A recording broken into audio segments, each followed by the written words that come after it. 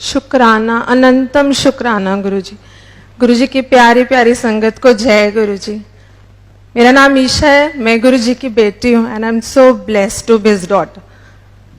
मैंने सत्संग पहले कभी शेयर नहीं किया ऐसे, तो अगर मुझसे कोई भूल हो जाए तो मुझे माफ करना। मेरी जर्नी 4 साल पहले शुरू हुई थी। मेरी कजन गुंजन मुझे जलंधर मंदिर ले गई थी। तब मैं गुरुजी के बारे में कुछ नहीं जानती थी। ऐसे ही उसने कहा यहाँ एक गुरुजी का मंदिर है, तुम चलो। तो मैं चली गई। वहां जब गई तो बहुत अच्छा लगा, वहां का ऑरा बहुत अच्छा था। मुझे ऐसा लगा कि उस चेयर पे ना कोई बैठा है, बट पहली बार गई थी, कुछ जानती नहीं थी। वापिस आ गए, चाय प्रसाद पिया, वहां से वापिस आ गए। 2 साल कोई कनेक्टिविटी नहीं हुई। कभी नहीं पूछा कि कहाँ गई थी, गुरुजी कौन है, किसी कार पे नहीं पड़ा, कभी नहीं देखा। 2 साल बाद फेब में पापा के घर सत्संग हुआ। वहां से मेरी जर्नी स्टार्ट हुई, रियल जर्नी जिसको कहते हैं। जुड़े तो पता नहीं कितने जन्मों से हैं, पर जब से जाना तब से 2 साल। तो जब मैंने वहां दरबार में एंटर किया, मैंने वहां गुरुजी को एक झलक बैठे हुए देखा, तो मुझे तो कुछ हो गया। मैंने सोचा कि जो इंसान है ही नहीं वो दिखाई कैसे दे रहा है, वो पूरा साक्षात दिखाई कैसे दे सकता है। तो वो पूरे 2 घंटे का सत्संग में मैं सिर्फ यही सोचती रही। और कुछ फर्स्ट टाइम की जर्नी थी तो इतनी नॉलेज भी नहीं थी कि गुरुजी क्या है, कौन है। तो फिर घर आ गए, तो घर आके यूट्यूब पे सर्च करना शुरू कर दिया। गुरुजी के बहुत सारे सत्संग देखे। जब भी सत्संग देखती थी सिर्फ रोती थी, बहुत रोती थी। अब तो ऐसे हो गया था, घर में रूम से बाहर निकलती थी तो सब पूछते थे सत्संग सुन के आ रही है। तो 10 दिन 15 दिन ऐसे ही बीत गए। तो मैंने गुरुजी को कहा, मैंने कहा गुरुजी अगर मैं आपसे जुड़ रही हूँ, आपकी संगत बन रही हूँ, तो इतना रो क्यों रही हूँ। तो ऐसे ना अंदर से एक आवाज आई, कमांडर अंकल ने पूछ। तो मुझे नहीं पता था कि गुरुजी बात करते हैं, कोई टेलीपैथी होती है। पर मुझे फिर भी लगा पता नहीं मेरी आवाज है जो मुझे सुनाई दे रही है। तो मैंने अपने पापा को कॉल करके बोला, मैं कहा आप कमांडर अंकल का नंबर दे सकते हो मुझे। उन्होंने मुझे अंकल का नंबर दिया। मैंने अंकल को फोन किया। मैंने कहा अंकल मुझे नहीं पता गुरुजी बात करते हैं कि नहीं, पर एक आवाज सुनाई देती है, कमांडर अंकल ने पूछ ले। तो अंकल से मैंने पूछा मैं इतना रो क्यों रही हूँ, मतलब I don't want to cry but I am still crying. तो अंकल ने कहा वैसे तो गुरुजी की संगत कभी ना रोए, पर शायद आपने जन्मों से अपनी फीलिंग्स किसी के साथ शेयर नहीं किए, शायद इसलिए आप रो रहे हो। वो आंसर भी गुरुजी का ही होगा जो अंकल के थ्रू मुझे मिला। वहां से मेरी जर्नी बढ़ी। बस धीरे धीरे धीरे धीरे मेरा रोना जरूर कम हो गया, पर मुझे गुरुजी की तरफ मेरी जर्नी बढ़ने लग गई। तो जैसे जैसे मैं यूट्यूब पे बहुत सत्संग सुनती रहती थी, सब कुछ था, तो मुझे एक दिन लगा कि क्यों ना गुरुजी का एक स्वरूप मैं अपने घर ले आऊं। गुरुजी मेरे घर भी आए। तब तक ये जान लिया था कि गुरुजी का स्वरूप गुरुजी का खुद आना है। तो 3 जुलाई को गुरुजी को दिल्ली से यहाँ स्वरूप बना और मेरे घर पहुंचा। जब गुरुजी आए तो उन्होंने मुझे इतना ब्लेस किया, अमृत वर्षा हुई, जिसके बारे में सिर्फ यूट्यूब पे देखा था और सुना था, अपनी आंखों से नहीं देखा था। जैसे ही हलवा प्रसाद का भोग लगा, वहां उनके मुंह पे तिलक, वहां पर त्रिशूल बन गया, नीचे जितने पेटल्स थे रोजेस से ओम बन गया। तो बहुत खुशी हुई कि गुरुजी मेरे घर आ गए। तो 4th को नेक्स्ट डे मेरे हाथ में ना एक नर्व चलने लगी। तो मैं बहुत डर गई। मैंने कहा पता नहीं मुझे क्या होने वाला है। तो मैंने गुरुजी को कहा, मैं कहा गुरुजी 7th को आपका बर्थडे है, आपका बर्थडे होने दो, फिर कुछ हो जाए। पर ये पता नहीं क्या चीज है, सबको दिखाया घर में तो सब बोल रहे डॉक्टर को दिखा लो। तो मैंने एक ना वीडियो बना लिया उसका। तब पता नहीं था कि, मुझे लगा ये बंद हो गया तो मैं डॉक्टर को क्या दिखाऊंगी। तो पूरा दिन वो चलता रहा, बड़ी परेशान होगी पता नहीं क्या हो रहा है। तो नेक्स्ट डे वो बंद हो गया। और जब बंद होने से थोड़ी देर पहले मुझे एक आवाज सुनाई दी, जदों टैटू बनवाने हो तो दर्द नहीं होता, जो मेरा ओम बन रहा है तो तेन दर्द हो रहा है। तो मुझे समझ आ गया कि कुछ तो है। तो मैंने अपने हाथ में देखा तो वहां एक पूरा ओम बन गया जो आज भी है। गुरुजी ने मुझे मेरे हाथ में ही ओम ब्लेस कर दिया। इससे प्यारी ब्लेसिंग्स मुझे नहीं लगता मुझे कभी मिल सकती है। वैसे मेरी जर्नी तब से और बढ़ती चली गई। फिर 7th को गुरुजी का बर्थडे आया, तो मैंने गुरुजी के बर्थडे पे सोचा था चाहे हम फैमिली के 4 लोग बैठे, चाहे हम थोड़े से लोग और हों, पर दरबार बहुत सुंदर होगा। बहुत सुंदर दरबार बना। तो दरबार में वही ह्यूमन नेचर होती है ना, मांगने की आदत नहीं जाती। तो जब गुरुजी का केक कटा तो मैंने कहा गुरुजी अगर आपने केक काट दिया है ना तो इतने सारे रोजेस हैं ऊपर, आप एक फ्लावर गिरा दो नीचे, मुझे पता लग जाएगा कि आपने मेरा केक काट दिया। तो मैंने सिर्फ अभी बोला ही था और ऊपर से 2 फ्लावर्स गिर गए। तो पीछे से मेरी बुआ पापा सब बोल रहे हैं वो देखो फ्लावर्स गिर रहे हैं ऊपर से। मैंने कहा आपके लिए फ्लावर्स गिर रहे हैं, मेरा आंसर है। इतनी जल्दी कौन सुनता है? कोई नहीं सुनता, गुरुजी के सिवा तो कोई नहीं सुन सकता। तो ऐसे ही जर्नी बढ़ती चली गई। मेरी मदर इन लॉ को एक प्रॉब्लम हो गई, trigeminal neuralgia, it's a nerve disorder. बहुत पेन में वो थी, बहुत ही पेन में। मैं गुरुजी से दिन रात अरदास करती थी, गुरुजी मम्मा को ठीक कर दो। मांगना नहीं चाहिए मुझे मालूम है, लेकिन माँ को दर्द में देखो तो you will always ask for. मैं कहा मम्मा को ठीक कर दो। तो एक दिन वो लोग उनका प्रोसीजर होना था तो वो बॉम्बे गए थे उसके लिए। तो मैं सो रही थी दोपहर को 1:30 बजे, तो गुरुजी ने मुझे उठा दिया, बोल रहे चल मैं तेरी माँ नाल चले आ देख। तो मैं उठ गई, मैंने पापा को फोन किया तो पापा ने बोला वो उनको ना अभी अभी ऑपरेशन थिएटर में ले गए। तो जब मम्मा वहां से लौटी तो मुझे तो बता दिया था गुरुजी ने कि मैं साथ जा रहा हूँ। जब वो वहां से आए तो उन्होंने मुझे बोला ईशा जब उस मशीन में मैं गई ना तो मुझे लगा कि मैं ये प्रोसीजर करा ही नहीं सकती। और उतनी देर में एक वाइट लाइट आई, गुरुजी का स्वरूप दिखा और डॉक्टर कहता है द प्रोसीजर इज डन। ऐसे हैं हमारे गुरुजी। मतलब आप देखो ऐसे कैसे हो सकता है, वहां मुझे उठा रहे हैं और उधर उनको इतना ब्लेस कर रहे हैं। इतना ही नहीं, उन्होंने जब मैं बड़े मंदिर गई उनका शुक्राना करने तो फिर वहां पर गुरुजी का स्वरूप लगा हुआ था।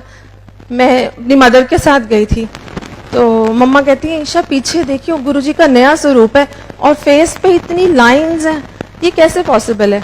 मैंने पीछे मुड़ के देखा, पूरे फेस पे इतनी सारी लाइंस। तो मैंने जैसे ही टर्न किया तो गुरुजी ने मुझे बोला देख तेरी मां नू ठीक कर देता है, 10% तो उन्होंने कटने पैने, 90 मैं ले ले। और वो वही नर्व्स थी, वही साइड थी जिस साइड मेरी मदर इन लॉ को इतना पेन होता था। और जब जाने लगे बड़े मंदिर से पलट के देखा तो कोई लाइन नहीं थी फेस पे, कोई भी चीज नहीं थी। ऐसे गुरुजी ने इतना ब्लेस किया, बहुत ब्लेस किया। मतलब एक गुरुजी की संगत है प्राची, मैंने उसे सिर्फ यूट्यूब पे देखा। सुनती तो मैं बहुत सत्संग हूँ, लेकिन जब भी उसका सत्संग सुनती उस पर बहुत प्यार आता था। तो मैं गुरुजी को कहती थी क्या कनेक्टिविटी है इसके साथ? तो कहते थे पिछले जन्म आदि बहन है, कदे ना कदे मिलेगी। आज तक बात नहीं हुई है, मिली नहीं हूं, पर जानती हूँ क्योंकि गुरुजी ने बोला है तो कुछ तो है। तो एक दिन ना हमारे यहाँ मंथली सत्संग होता है सीवन में, तो वहां मैं गई तो मैंने गुरुजी को कहा, मैंने कहा प्राची को तो इतने बटरफ्लाई रूप में दर्शन देते हो, मुझे तो कभी नहीं दिखाते, मुझे भी कभी दर्शन दे दो ऐसे। मेरे बोलने की देर थी और रूम के अंदर सत्संग हो रहा है, बटरफ्लाई कहाँ से आ सकती है? इतनी सुंदर बटरफ्लाई गुरुजी के स्वरूप पे आके बैठ गई। तो मैंने सोचा फटाफट से पापा को भी बोल देती हूँ, पापा देखो गुरुजी हैं। तो जितनी देर में बोलती उतनी देर में वो चीज खत्म हो गई। मैंने कहा ये तो गलत बात है, इतनी सी झलक से तो मेरा दिल ही नहीं भरा। आप बिलीव नहीं करोगे, मैंने सिर्फ बोला और वो बटरफ्लाई फिर से आ गई।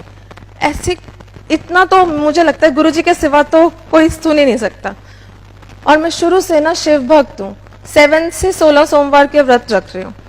जब गुरुजी से जुड़ती चली गई तो बड़ा लगता था कि भोलेनाथ को मानती हूँ, अब इधर इतना अट्रैक्ट हो गई हूँ, तो थोड़ा दिल में फिर भी कहीं ना 1% था। तो एक दिन उसी सत्संग में, मंथली सत्संग में मैं जा रही थी, तो घर से निकलते निकलते गुरुजी कहते आज अपनी अक्खा खोल के बैठी। तो मैंने सोचा मेरी नींद का टाइम तो है नहीं, पता नहीं क्यों कह रहे हैं ऐसे। तो मैं वहां गई, मुझे इतनी नींद आ रही थी, इतनी नींद, पता नहीं जैसे गुरुजी ने क्या कर दिया। मैं कहा गुरुजी यहाँ पर ऐसे मत सुलाओ। तो जैसे ही मैंने गुरुजी के स्वरूप की तरफ देखा, वो गुरुजी का स्वरूप गुरु नानक देव जी का स्वरूप बन गया। 10 बार 15 बार जितनी बार मैंने आंखें बंद करके खोली, वो गुरु नानक देव जी का ही था। उसमें गुरुजी की झलक नहीं दिख रही थी। थोड़ी देर बाद दूसरे स्वरूप की तरफ देखा तो वहां पूरे मत्थे पर भोलेनाथ नजर आ रहे थे। फिर शिवलिंग नजर आ रहा था। मुझे लगा पता नहीं नींद आ रही है या वहम हो गया। मेरी मदर साथ बैठी थी। 2 घंटे बाद जब सत्संग खत्म हुआ, मैं कहा मम्मा आपने आज गुरुजी के मत्थे पे कुछ देखा है? कहते 2 घंटे से बैठे हूँ, एक शिवलिंग नजर आ रहा है। तो एक आवाज आई, जिन्हों मंदी है वही मैं हाँ, तो फिक्र ना कर मैं ही तेरा शिव हाँ। इतना क्लियर आंसर मुझे उन्होंने दे दिया। उसके बाद कभी टर्न ही नहीं किया, कभी सोचना ही नहीं पड़ा कि कहीं और हो। अभी नवरात्रे थे तो मैंने व्रत रखने अब छोड़ दिए। पहले रखती थी सोमवार के, अब छोड़ दिए। जब से गुरुजी से जुड़े, वो कहते थे कि रख सको तो रखो, ना रख सको तो मत रखो। तो नवरात्रे पे मैंने गुरुजी को रोज तिलक करती हूँ। तो जैसे ही तिलक किया, उस पे माँ लिखा गया अपने आप। तो मैंने कहा इतना क्लियर माँ, मैंने अपनी कजन को पिक्चर्स भेजी, सबको भेजी, सारे कहते हैं तो माँ लिखा है। तो मैंने वो पूरे नवरात्रे वो तिलक चेंज नहीं किया और नवरात्रे के व्रत भी रखे और जोत भी जलाई, लेकिन जोत गुरुजी के आगे ही जलाई। मेरी माँ भी वही, मेरा प्यो भी वही। मैंने गुरुजी एक तरफ जुड़ लिया है, मतलब गुरुजी से ऊपर मुझे तो लगता नहीं दुनिया में कुछ है। और कहते हैं गुरुजी के ड्रीम्स में आना, गुरुजी का सच में आना होता है। मुझे गुरुजी ने 3 बार ड्रीम्स दिखाए। पहला ड्रीम, मेरी बेटी है 6 इयर्स की, उसके स्टमक में बहुत पेन रहता था। तो हमने एक दिन उसको पटियाला दिखाने जाना था। तो जिस दिन जाना था उससे 1 रात पहले मुझे ड्रीम आता है गुरुजी का। गुरुजी बैठे हैं और इनायत को अपनी लैप में रखा हुआ है और मेरा सपना खत्म हो जाता है। मुझे समझ आ जाती है कि गुरुजी ने इनायत को ब्लेस कर दिया। नेक्स्ट डे हम गए दिखाने, अल्ट्रासाउंड हुआ, एक्सरेज हुए, रिपोर्ट्स बिल्कुल नॉर्मल, क्योंकि वो ऑलरेडी ब्लेस कर चुके थे। दूसरा सपना आया मुझे मेरी मदर इन लॉ का। जब ये गुरुजी का जो मैंने आपको बताया, उससे पहले मैंने देखा घर में सब रो रहे हैं, सब रो रहे हैं, सब कपड़े वाइट पहने हैं और वहां मेरी मम्मा की डेड बॉडी पड़ी है। तो मैं डर गई, मैंने कहा पता नहीं क्या हो गया। तो उधर से गुरुजी नजर आते हैं और बोलते हैं जा तेरी मां नू लाइफ ब्लेस कर देती। कौन दे सकता है लाइफ? रब के सिवा कोई नहीं दे सकता। मुझे मालूम है हमें उन्होंने क्या दे दिया। वी कैन नेवर बी, हम इतना थैंकफुल है उनके लिए, मैं बता भी नहीं सकती। सारी जिंदगी शुक्राना करें तो कम है। थर्ड सपना देखा, मैं इंस्टाग्राम पे हमेशा देखती थी, एक कपल है, उसमें एक गर्ल एज अ ब्राइड है और उसको गुरुजी तिलक कर रहे हैं अपने हाथ से। मैं कहती थी कितनी लकी है, इसकी मैरिड लाइफ कितनी अच्छी होगी ना, जिसको गुरुजी ने खुद अपने हाथ से तिलक कर दिया। और फिर देखती थी कि लोग चरण सेवा करते हैं, सोचती थी कितनी अच्छी और कितनी लकी है वो पुरानी संगत जो गुरुजी की चरण सेवा कर पाई। उस दिन सपना आया वेरी अर्ली मॉर्निंग, वहां गुरुजी बैठे हुए हैं, बहुत थोड़ी सी संगत है, तो गुरुजी की चरण सेवा कर रहा है कोई। मैं धीरे से पास जाके बोलती हूँ गुरुजी मैं कर लूं? तो कहते हाँ कर ले, मतलब बहुत प्यार से नहीं पर कहते कर ले। तो मैंने थोड़ी देर चरण सेवा की, फिर एक डब्बी उठाई, उन गुरुजी ने तिलक लिया और मेरे मत्थे पे लगा दिया और मेरा सपना खत्म हो गया। गुरुजी से सिर्फ मैंने एक दिन अरदास की थी कि काश ऐसा हमारे साथ भी होता, और देखो उन्होंने मुझे ड्रीम में वो सब कुछ दे दिया जो मैंने सोचा। मेरे पास सत्संग बहुत है, बहुत ही है डेली का एक सत्संग है। अब तो गुरुजी के नाम से ही दिन की शुरुआत होती है और गुरुजी के नाम पे ही खत्म होती है। मैं गुरुजी से एक चीज हमेशा मांगती हूँ कि मुझे ना संगत जोड़ने की सेवा बख्शना।